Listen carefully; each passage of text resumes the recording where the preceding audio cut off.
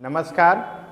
जैसा थंबनेल में आपने पढ़ा होगा, ये जो हमारे लिए सर्जरी की व्यवस्था है जो भारतवर्ष में, जो कि बहुत रिक्वायर्ड है। और सर्जरी एक ऐसी ब्रांच है जिसमें एक तरीके की इमरजेंसी होती है और लोग उसमें जीवन को बचाते हैं। लेकिन ये जो एक खबर है वो क्या कह रही है, ऑपरेशन नहीं करना चाहती देश की सर्वश्रेष्ठ प्रतिभा।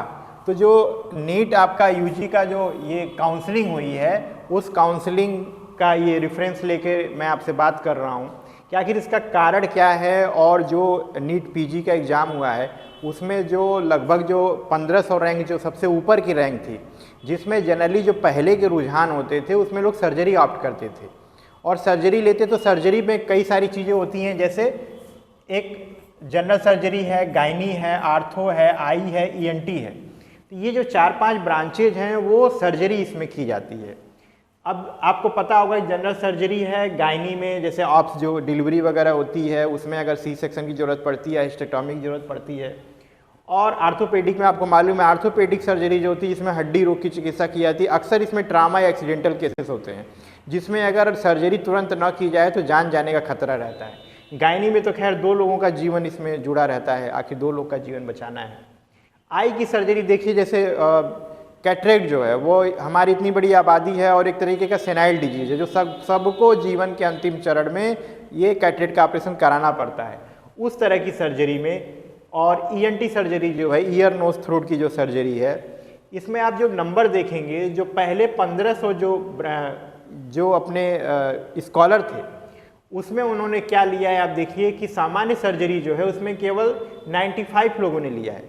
जो सामान्य सर्जरी है वो 95 लोगों ने लिया। जो रैंक का परसेंट देखेंगे उसमें केवल 6% है, यानी कि 6% लोगों ने जनरल सर्जरी ली है, 5% लोगों ने गायनी ली है, 2% लोगों ने आर्थो लिया है और आई में केवल 0.40 है, 0.40 है।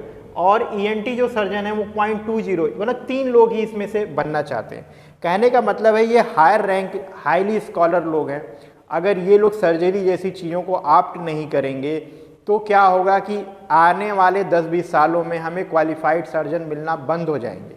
उसके रीजन को बारे में आप जब देखेंगे तो सबसे बड़ी बात, अच्छा जो जिसमें सर्जरी नहीं है उसके लिए बहुत ज़्यादा चार्म है, लोग उसको ज़्यादा अडॉप्ट किए हैं। मेडिसिन को 40% लोगों ने लिया है। रेडियो जिसमें अल्ट्रासाउंड वगैरह किया जाता है उसको देखिए आप, लगभग जो है 448 लोगों ने, यानी कि लगभग 30% लोगों ने ऑप्ट किया है। इन 1500 फर्स्ट 1500 जो रैंक थी उसका एनालिसिस है ये।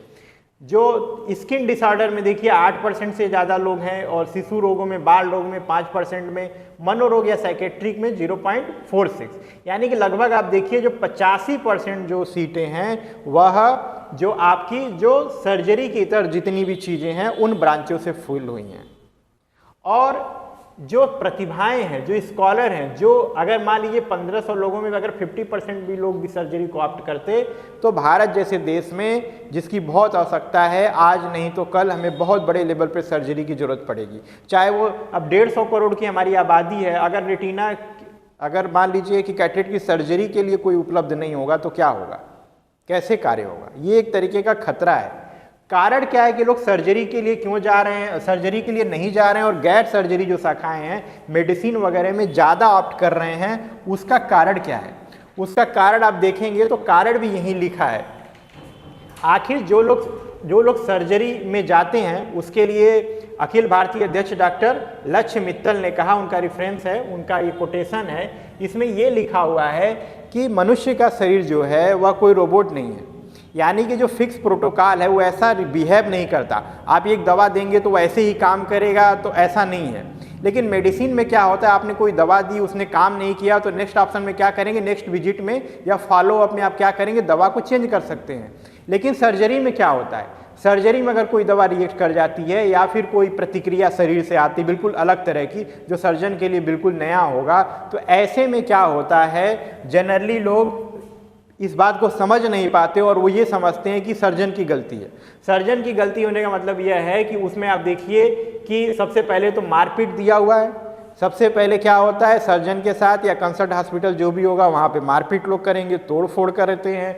उसके बाद क्या होता है कि मुआवजे का खेल चलता है कि आप कंपनसेशन करिए उसका, वो 50 लाख से 1 करोड़ तक हो सकता है, जैसी जिस तरह की लोग दबाव बना पाते हैं। उसके अतिरिक्त क्या है मुआवजा, आप देखिए मुआवजा तो आप एक तरीके की सर्विस है, तो आप फोरम से भी प्राप्त कर लेते हैं, कंज्यूमर फोरम में भी आप क्लेम करते हैं। प्लस साथ में क्या है कि मुकदमे तमाम तरह के वो सर्जन झेलेगा, जो कि आपकी ज़िंदगी को और मौत के बीच में बिल्कुल लास्ट ऑप्शन के रूप में खड़ा है और आपको बचाने के लिए प्रेरित हो रहा है। जब इस तरह का ट्रेंड भारतवर्ष में तेज़ी से बढ़ने लगा है तो उसका परिणाम हमको यहाँ भी दिखाई दे रहा है। दिखाई ये दे रहा है कि 100 लोगों में मात्र 15 लोग जो हैं, या जो 1500 का कॉन्सेप्ट आया था, 1500 जो टॉप मोस्ट जो रैंक थी, उसमें मात्र केवल 14% लोगों ने या 15% लोगों ने सर्जरी को ऑप्ट किया है। क्यों? क्योंकि ये सारी जो ब्रांचेज हैं, चाहे वो जो जिसमें सर्जरी नहीं होती है, उसमें क्या है कि अगर कोई पेशेंट आया, ठीक हुआ, नहीं ठीक हुआ, कोई बात नहीं, आप बहुत करेंगे तो डॉक्टर चेंज कर देंगे, या आप उसको बहुत कर सकते हैं तो आप दवा चेंज करवा लेंगे या दवा चेंज हो जाएगी, सुकून से वो रहता है, उसकी ज़िंदगी सुकून में है, कोई दिक्कत नहीं उसको। लेकिन जो सर्जन है, जो कि बहुत फाइन काम कर रहा है और एक इमरजेंसी डील कर रहा है, वो उसको बार बार मुकदमों में और मारपीट में फंसने का डर रहता है। आखिर इतनी पढ़ाई लिखाई करके वो तमाम तरह के ट्रामा क्यों झेलेंगे? तो उसका परिणाम अब हमको देखने को मिलने लगा है। ये बहुत अच्छी बात नहीं है। कहीं ना कहीं ये हमारे हेल्थ सेक्टर को नुकसान करेगा। आज नहीं तो 10 साल बाद हमको ये चीज़ दिखाई देगा। ज़्यादा मौतें होंगी, इमरजेंसी कोई डील नहीं करना चाहेगा।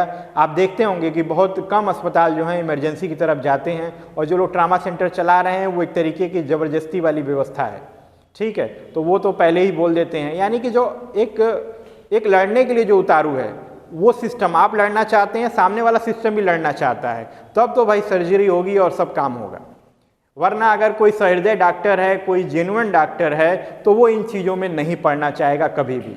तो आप देखेंगे कि ज़्यादातर जो सर्जन हैं वह क्या कर रहे हैं, खुद की सेंटर ना खोल करके वो बाहर ही सर्जरी करते हैं, और जो भी झेलान होना होता है वो सेंटर का मालिक देखेगा। तो इसका मतलब यह हुआ कि कहीं ना कहीं आप भविष्य में जो होगा अच्छे सर्जनों की कमी होने वाली है, क्योंकि टॉप रैंक के लोग सर्जरी ऑप्ट नहीं कर रहे हैं। इसको हम लोग को समझना होगा और प्रेरित करना होगा, डॉक्टर को मौका देना होगा, और अगर कोई इस तरह की बात होती है तो वो डॉक्टर उसको एक्सप्लेन करता है। जब वो एक्सप्लेन करता है तो कोई उसको सुनना नहीं चाहता कि आखिर हुआ क्या, किस तरह की घटना हुई, क्यों ऐसी बॉडी रिएक्शन करी। तो मुकदमे और कंपनसेशन और ट्रामा, ये सारी चीज़ें कोई भी सर्जन जो पढ़ा लिखा है और इसने मेहनत करी है इतनी, और वो रैंक लाया है और उसने सर्जरी ऑप्ट करके वो मुकदमे और कोर्ट और कचहरी में नहीं फंसना चाहता। तो ऐसे में क्या होगा, अब देखिए एक सर्जन जितना कमाता है लगभग कमोबेश ये भी मेडिसिन में भी, अगर वो 4 सर्जरी करेंगे, ये 10 मरीज देख लेगा, तब भी उतनी ही इनकम होनी है। तो कहने का मतलब यह है कि वो इसको ऑप्ट करेगा कि भाई शाम को सुकून में सो पाए। तो ये बहुत अच्छी चीज़ नहीं है। हमें सर्जन को रिस्पेक्ट करना होगा, और वो जिस तरह का काम कर रहे हैं उसमें हम लोग को समझना होगा कि जो शरीर है वह मानव शरीर है, और किसी भी दवा के प्रति कभी कोई भी रिएक्शन हो सकता है।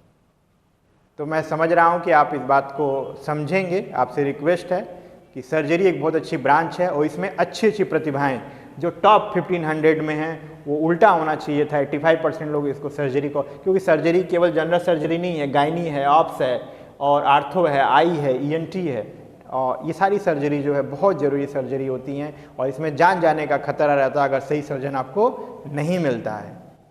ठीक है, मुझे लग रहा है आप मेरी बात समझ गए होंगे, और आप इसमें जो भी आपको विचार आपकी तरफ से है, आप जो कमेंट बॉक्स में उसको लिखिए। Thank you. यदि आपको चैनल पे दिया गया कंटेंट पसंद आ रहा है तो चैनल को लाइक करें, सब्सक्राइब करें, दोस्तों से शेयर करें। Thank you.